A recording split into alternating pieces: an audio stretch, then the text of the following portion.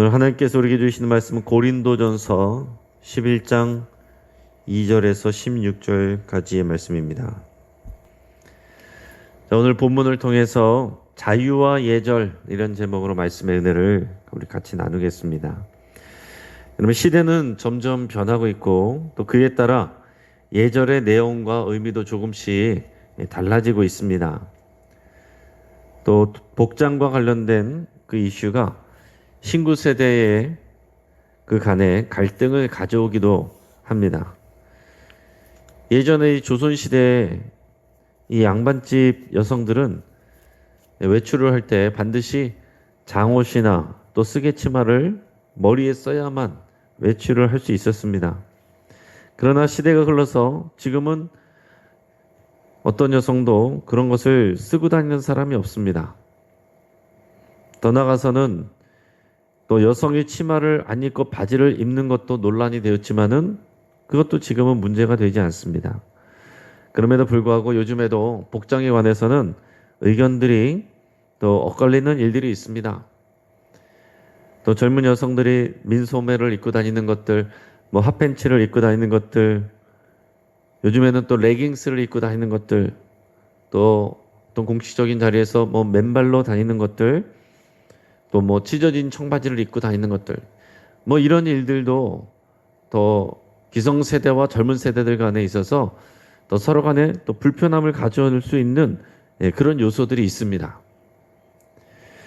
자, 심지어 강력하게 요즘에는 여성 해방을 주장하는 사람들은요, 또 우리나라 뿐만 아니라 이제 해외에서도 그런 사례들이 뉴스를 통해서도 보여주게 되는데, 심지어는 예의가 아니다라고 해서 가려야 된다라고 했던 것들을 일부러 더 노출을 해서 이런 것들이 마치 여성 해방인 것처럼 이렇게 얘기하고 일부러 더 사진을 올리고 그런 것들이 있습니다. 그래서 어떤 여성들은 이 겨드랑이 털 이런 것들을 일부러 사진을 찍어서 올리기도 하고, 일부러 노브라 패션으로 다니기도 하고, 또 더 가격한 경우에는 여성들도 또 길거리에서 상반신 탈의를 하고 다닐 수 있는 권리가 있어야 된다, 이런 시위를 하는 경우들도 가끔 있습니다.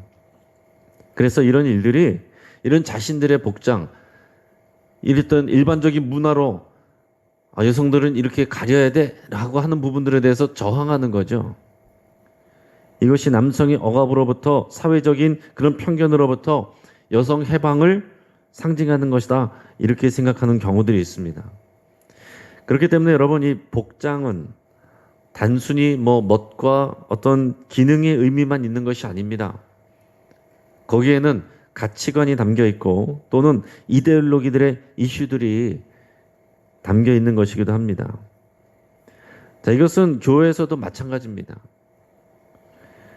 제가 예전에 고등부 전도사를 처음에 나간 교회에서, 처음은 아니 두 번째로 나간 교회에서 이제 예배 때인데, 이제 초반에 첫 예배인데, 첫 예배라고 장로님 한 분이 교육 담당하는 장로님이 첫 예배라고 와서 이제 인사를 하려고 그 예배에 같이 참석을 하셨어요.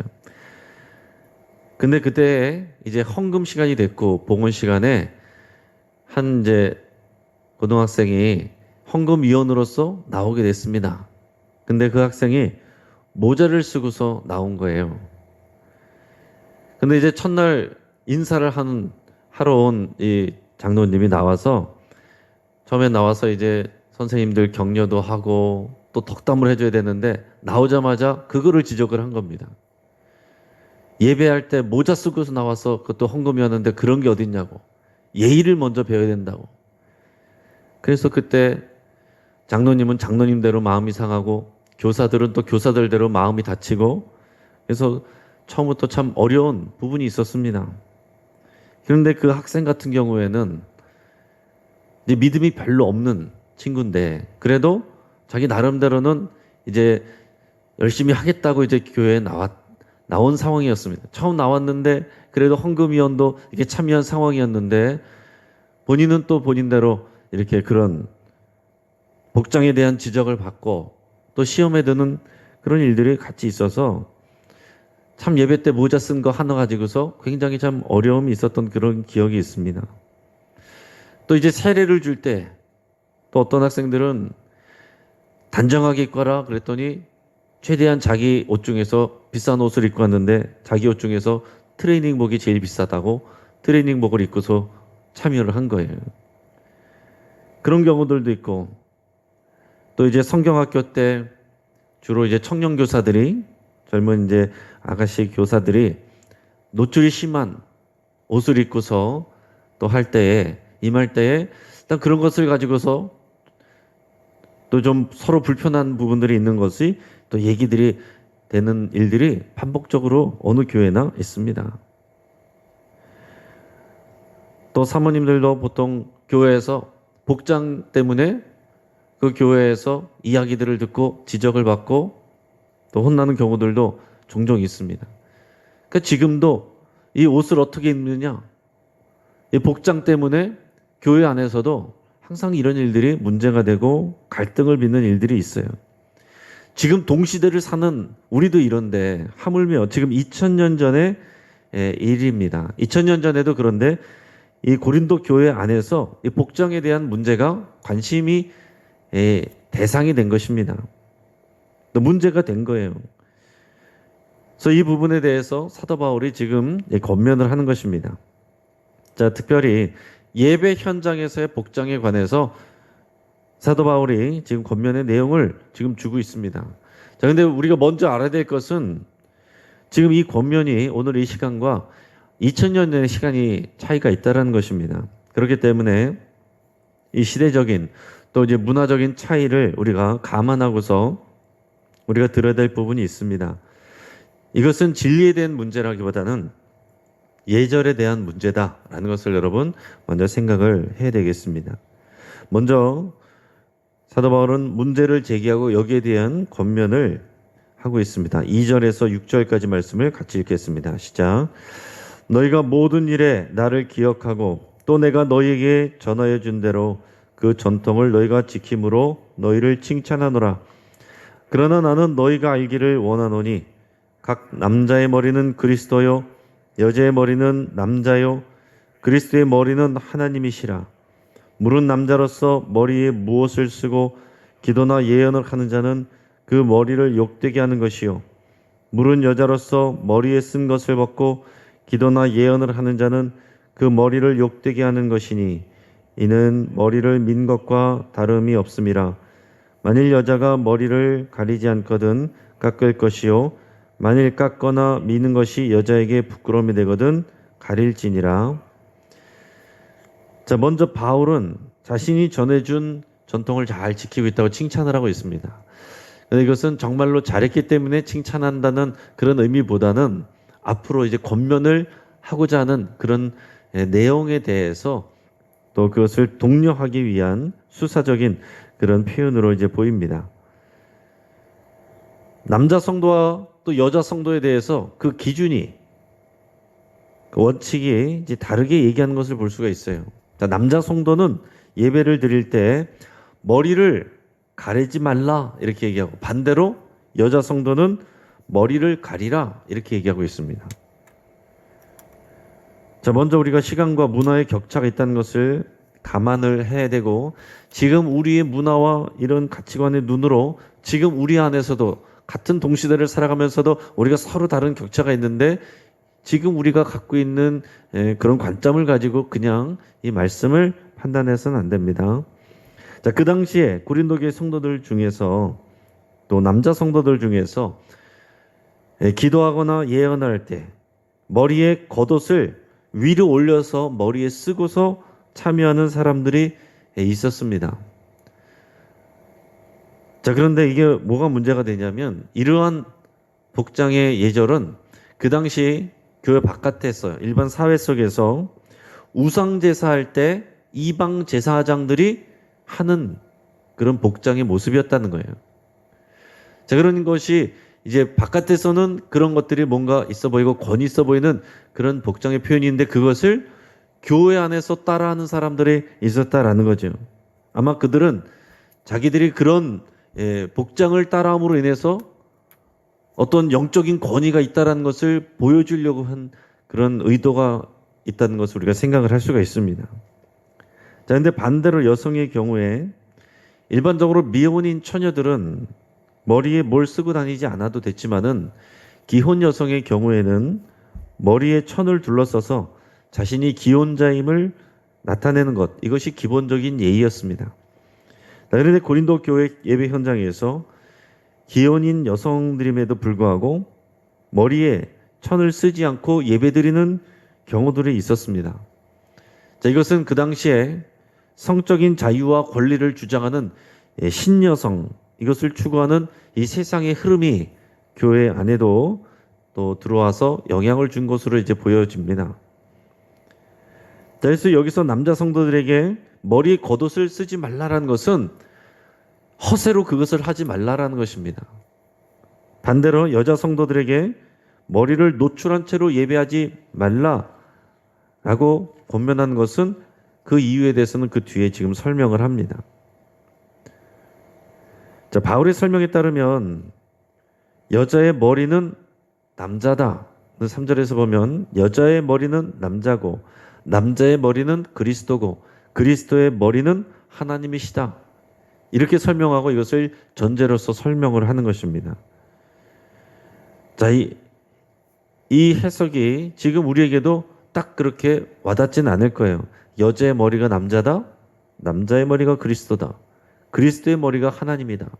이게 약간 이해가 될 것 같기도 하고 갸우뚱하기도 할 수도 있고 뭐 그렇습니다. 현대 성서 해석 중에서 가장 이제 과격한 해석 중에 하나가 페미니즘적인 해석이 있어요. 이런 페미니즘적 해석을 하는 사람들은 이런 내용을 남성 우월주의적이다, 가부장적인 이데올로기에 사로잡힌 말이다, 이렇게 비판을 하는 경우들이 있습니다. 하지만 이것은 현대의 그런 이데올로기적 관점으로서 이것을 바라보기 때문에 그렇게 보는 거예요.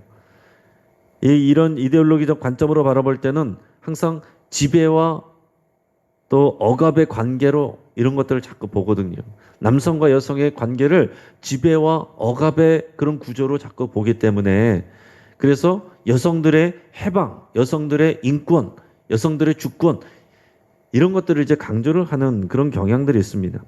그렇기 때문에 그런 관점으로 볼 때는 여자의 머리가 남자다 이런 해석 자체가 남성 우월주의에 가득 찬 것이다. 권위주의다. 이것은 깨트려야 되고 또 무너뜨려야 된다. 여성들을 해방시켜야 된다. 이런 주장들이 있어요. 하지만 여기서의 머리라는 것은 권위와 영광을 의미하는 것입니다. 여러분, 에베소서에서 바울은 그리스도와 교회를 신부와 신랑의 관계로 이렇게 묘사를 했습니다. 부부관계를 묘사를 했어요. 그래서 거기서도 아내의 머리는 남편이다 라고 얘기를 했습니다. 그리고 교회의 머리는 그리스도다. 이것을 비유로 이렇게 설명을 했어요. 여러분, 여기서도 이것을 오해해서는 안 되는 것이 남편인 그리스도는 신부인 교회를 위해서 어떤 일을 했습니까? 생명을 바쳐서 사랑을 했어요. 사랑을 할 때 자기 생명을 바쳐서까지 사랑하고 섬겼습니다. 그러니까 따라서 남편은 자기 아내에게 군림하고 억압하는 그런 존재가 아닙니다. 아내를 위해서 생명을 걸고 사랑하고 섬겨야 되는 그런 존재인 거예요. 그러니까 이런 수직적인 이데올로기적인 그런 관계를 설명한 게 아니다라는 것입니다. 예수님이 하나님 아버지에게 순종하셨지만 그것은 예수님이 열등한 존재다 그런 표현이 아닙니다. 아버지와 아들의 질서 안에서 상호 사역하고 상호 사랑하는 그런 관계다라는 것을 표현하는 거예요. 자, 이런 관점을 우리가 이해를 하시고서 오늘 바울의 설명을 우리가 이해를 할 수 있길 바랍니다. 그래서 바울은 오늘 본문에서도 여성이 예배에 참여하는 것, 또 기도하는 것에 대해서 반대는 하지 않고 있습니다. 오늘 본문에 읽었을 때 남성이 예언하거나 기도할 때 또는 여성이 예언하거나 기도할 때 똑같이 표현을 하고 있어요. 어떤 차이를 두고 있는 것이 아닙니다. 차별하는 것이 아니라 사도 바울은 지금 예배의 질서와 예절에 대해서 설명을 하고 있는 것입니다. 자, 그런데 왜 남자는 머리를 가리지 말라, 또 여자는 수건으로 머리를 가리라 얘기를 하는가? 그 권면의 근거를 두 가지를 드는데, 자, 첫째는 7절에서 12절까지 말씀입니다. 우리 같이 한번 읽어보겠습니다. 시작. 남자는 하나님의 형상과 영광이니 그 머리를 마땅히 가리지 않거니와 여자는 남자의 영광이니라. 남자가 여자에게서 난 것이 아니요 여자가 남자에게서 났으며 또 남자가 여자를 위하여 지음을 받지 아니하고 여자가 남자를 위하여 지음을 받은 것이니 이러므로 여자는 천사들로 말미암아 권세 아래에 있는 표를 그 머리 위에 둘지니라. 그러나 주 안에는 남자 없이 여자만 있지 않고 여자 없이 남자만 있지 아니하니라. 이는 여자가 남자에게서 난 것 같이 남자도 여자로 말미암아 났음이라. 그리고 모든 것은 하나님에게서 났느니라. 아멘. 자, 바울은 창조의 근거에서 남편과 아내의 이 관계성으로 말하고 있습니다. 여기서는 뭐라고 표현하냐면 남자는 하나님의 형상이고 영광이다 이렇게 표현하고 있습니다. 그러니까 창조할 때 하나님께서 남자를 지으셨잖아요. 하나님의 형상을 따라서 하나님의 생기를 불어넣어 주시고 하나님과 교제할 수 있는 그런 존재로 만들어 주셨다는 거예요. 그렇기 때문에 먼저 최초의 인간인 남자는 하나님의 형상과 영광이다 이렇게 표현을 하는 것입니다. 그리고 마찬가지로 여자는 남자의 영광이다 그랬습니다. 왜냐하면 여성은 남성처럼 흙에서 창조한 것이 아니라 남자에게서 나왔기 때문에 이렇게 표현을 하는 거예요. 그렇기 때문에 여자는 남자의 영광이다. 남자의 영광을 담고 있다. 이렇게 표현을 하는 거예요. 자, 앞에서 부연한 것처럼 이것은 지배와 억압의 관계나 우월과 열등의 관계를 설명하는 것이 아닙니다. 자, 창조기사에 의하면 여기서 표현할 때 여자는 남자에게서 나왔고 돕는 배필로 창조를 받았습니다. 그렇기 때문에 여자는 남자의 영광이고 여자가 머리에 수건을 쓴다는 것은 그와 같은 창조 질서의 신앙 이것을 함께 고백하는 것이다 이런 설명입니다. 그러니까 오늘 이 사도 바울의 신학적 설명이 오늘 우리에게는 썩 그렇게 이해가 잘 안 될 수 있어요. 그러나 그 당시에는 사도 바울이 그것을 분명하게 설명을 해줬고 그 전통을 가르쳐줬단 말이죠. 그래서 여성들이 자신의 머리를 가리우는 것은 이 신앙의 고백에 함께 동참하는 것이다 이렇게 얘기를 하는 겁니다. 남자는 하나님의 영광을 드러내기 위해서 무엇을 쓰지 말라, 머리를 가리지 말라 이렇게 표현을 하고 있어요. 또 여자는 남자의 영광을 가리지 않기 위해서 수건으로 머리를 가리라 이렇게 표현합니다. 그 당시에 앞에서 얘기했던 것처럼 여성이 수건을 쓰지 않는 것은 미혼인 여성인 척하는 것과 같다라는 것입니다. 자, 그것은 내가 결혼한 사실을 숨기는 것과 같은 것이고 그것은 자신의 남편을 부끄럽게 여기는 것과 같기 때문에 그렇게 하지 말라라고 얘기를 하는 겁니다. 자, 두 번째 권면의 근거는 이것입니다. 그 당시의 문화와 상식에 근거한 이성적인 판단을 너희가 해보라 라는 그런 내용입니다. 오늘 13절에서 15절까지 말씀을 같이 읽겠습니다. 자, 시작. 너희는 스스로 판단하라. 여자가 머리를 가리지 않고 하나님께 기도하는 것이 마땅하냐? 만일 남자에게 긴 머리가 있으면 자기에게 부끄러움이 되는 것을 본성이 너희에게 가르치지 아니하느냐? 만일 여자가 긴 머리가 있으면 자기에게 영광이 되나니 긴 머리는 가리는 것을 대신하여 주셨기 때문이니라. 자, 여기서 얘기하는 것은 여러분 뭐겠습니까? 그 당시에 남자가 긴 머리를 하고 다니는 것은 일반적으로 어떤 생각을 하게 했냐면은 만연해 있던 이 동성연애에 있어서 여성 역할을 하는 사람을 떠올리게 했습니다. 그 남성들 간의 동성연애가 만연해 있었고 그 중에서 동성연애 한다고 해서 서로 남자와 남자끼리 부끄러운 짓을 하는데 그렇다라고 해서 서로 남자 역할을 하는 것이 아니라 그 가운데서도 한 사람은 남자 역할을 하고 한 사람은 여자 역할을 하는 거거든요.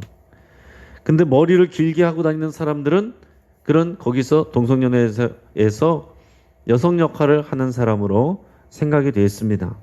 그렇기 때문에 일반적인 사람들이 긴 머리를 하고 다니는 것은 남자들이 긴 머리를 하고 다니는 것은 부끄러운 것이다라는 것이 일반적인 사람들의 생각이었어요. 그리고 여성은 반대로 긴 머리를 하고 다니는 것이 어떤 여성의 하나의 아름다움의 기준이었습니다. 그러니까 일반적인 그런 생각이죠. 그리고 반대로 여성의 민머리, 그러니까 머리를 다 밀고 다닌다. 예를 들어서 여성이 민머리를 하고 다닌다. 이것은 부끄러운 일이다. 이렇게 생각을 했습니다. 물론 지금도 그게 크게 다르지 않습니다. 지금도 남성들은 대부분 머리를 짧게 하고 다니고 또 여성들은 그래도 젊은 사람일수록 긴 머리를 하고 다니죠. 저 나이가 들어가면 갈수록 또 편리를 위해서 머리를 짧게 하고 퍼머를 하고 다니시지만은 그래도 젊은 여성들일수록 긴 머리 찰랑찰랑 하고 다니는 것이 서로 이제 그런 예쁨을 표현하는 그런 모습 중에 하나지 않습니까? 그래도 요즘에는 뭐 단발머리도 예쁘게 하고 다니지만은 일반적으로 긴 머리 여성에 대한 그런 향수, 아름다움의 그런 생각들이 기본적으로 다 있어요. 그래서 남성들은 지금도 보면은 이제 긴 머리 여성에 대한 어떤 그런 환상 같은 게 좀 아직도 있습니다. 그 당시 2000년 전에는 오죽했겠어요. 자, 그러니까 남성이 긴 머리를 하는 것은 부끄러운 일이고 여성이 긴 머리를 하는 것은 아름다운 일이다. 이런 기본적인 그 당시의 상식적인 판단이 있었습니다. 자, 그런데 여기서 이해하기는 쉽지 않지만 여성의 민머리는 여성의 긴 머리는 여성의 민머리의 부끄러움을 가리기 위해서 주신 것이다. 이런 설명을 하는 거예요. 그러니까 여성은 민머리를 하고 다니면 부끄러운 것이기 때문에 긴 머리를 주셨다. 이렇게 표현을 하고 있습니다. 자, 그런데 반대로 또 여자 성도가 머리에 수건을 쓰지 않고 기도하는 것은 마치 민머리를 하고 예배하는 것과 같은 것이다. 수건을 안 쓰고 예배하는 것은 여성 예배하는 것은 민머리를 하고 예배하는 것과 같은 것이다. 그것이 부끄럽다면 머리를 수건으로 가리는 것이 낫다. 이렇게 얘기하고 있습니다. 자, 물론 바울도 이런 설명들에 대해서 다 수긍할 것이라고 확신하진 않습니다. 그래서 16절에서 보면 논쟁하려는 생각을 가진 자가 있을 것이다 라고 예상을 하고 있어요. 사도 바울이 이것에 대해서 권면을 하지만 2000년 전인 그 당시에도 이것이 논쟁이 될 만한 내용들이다라는 것입니다. 그럼에도 불구하고 사도 바울이 하는 얘기는 뭡니까? 우리 16절 말씀을 같이 읽어보겠습니다. 자, 시작. 논쟁하려는 생각을 가진 자가 있을지라도 우리에게나 하나님의 모든 교회에는 이런 관례가 없느니라. 자, 이것은 무슨 얘기예요? 자, 이것은 진리에 대한 문제가 아니고 논쟁이 될 수 있는 부분이지만 이것은 우리에게나 그러니까 일상적으로 우리의 보통 상식과 우리의 보통 본성에 의해서 생각될 수 있는 그런 얘기고 또 하나님의 교회에는 이런 관례가 없느니라. 그러니까 하나님의 교회 그리스도인들이 모여서 예배하는 이 교회 안에 이런 일들이 있지 않았다. 그러니까 관례적으로 그렇지 않다. 관례적으로 그것은 예의가 아니다라는 것을 얘기를 하는 것입니다. 자, 여러분 가톨릭이나 또 신천지 이단에서는 이 말씀을 기준으로 해서 지금도 여성들이 예배를 할 때 머리에 흰천을 쓰고서 예배에 참석합니다. 여러분 뭐 가톨릭에 가보셨거나 신천지 예배 현장 같은 것을 사진으로 보신 분들은 보셨을 거예요. 여성들은 머리에다 흰 수건을 쓰고서 머리를 가리고서 예배하는 것을 보게 되는데 그것이 오늘 이 본문의 내용들을 지금도 그냥 문자 그대로 그것을 실천하고 있기 때문에 그런 것입니다. 이단교회 같은 경우는 아예 예배에 참석하지도 못할 뿐더러 머리에 여성이 수건을 쓰지 아니하면 구원을 받지 못하는 것으로 그렇게까지 얘기를 하고 있어요. 그러나 우리 일반적인 우리 개신교에서는 이것은 그냥 그 시대 문화적인 그런 판단과 권면이지 이것은 진리가 아니기 때문에 꼭 그렇게 하지 않아도 된다라는 해석을 하고 그래서 여기에 계신 여성분들은 어느 한 사람도 머리에 수건을, 천을 쓰고 예배하는 사람이 아무도 없습니다. 지금은 마스크를 쓰고 하지, 예, 마스크를 쓰고 하지 수건을 쓰고 있는 사람은 없잖아요. 근데 지금도 코로나 상황이기 때문에 마스크를 쓰는 것이 서로에 대한 예의인 것처럼 그런 상식선에서 머리에 수건을 쓰라 이렇게 권면을 하는 것입니다. 그래서 이런 것은 시대와 문화에 따라서 해석이 달라질 수 있어요. 사람들에게는 복장이나 헤어스타일을 원하는 대로 할 수 있는 자유가 있습니다. 그렇죠? 다 자유가 있어요. 권사님들이 파마를 하든지 긴 머리를 하고 오든지 그것을 가지고 뭐라고 하든지 또 책망을 하든지 그럴 수는 없는 것입니다. 하지만 교회 일반적인 관계와 전통을 존중하는 것은 유익하고 좋은 일입니다. 우리 한국교회 초기에 선교사님들은 선교를 위해서 여러분 어떻게 했습니까? 한복을 입었어요. 그리고 갓을 썼습니다. 그렇게 하고 전도를 하고 예배를 했습니다. 그 사람들에게 자기의 옷과 자기 기호대로 입을 만한 자유가 있는 거예요. 하지만 교회를 위해서, 선교를 위해서 그들의 예의절과 예의를, 우리들의 예절과 예의를 존중하고 거기에 참여해 준 것입니다. 그것은 예의이고 성의의 표시인 거예요. 또 교회에서는 교회와 교회 질서와 예절을 존중하고 따르는 것이 덕스러운 일입니다. 그래서 지역마다, 그 시대마다, 문화마다 서로 좀 추구하는 일반적인 상식적인 복장과 어떤 그런 예의가 있잖아요. 거기에 맞춰주는 것이 좋은 것입니다. 우리가 선교지에 지금 나가서도요, 오히려 우리 한국교회 성도님들은 자유롭게 입는 편입니다.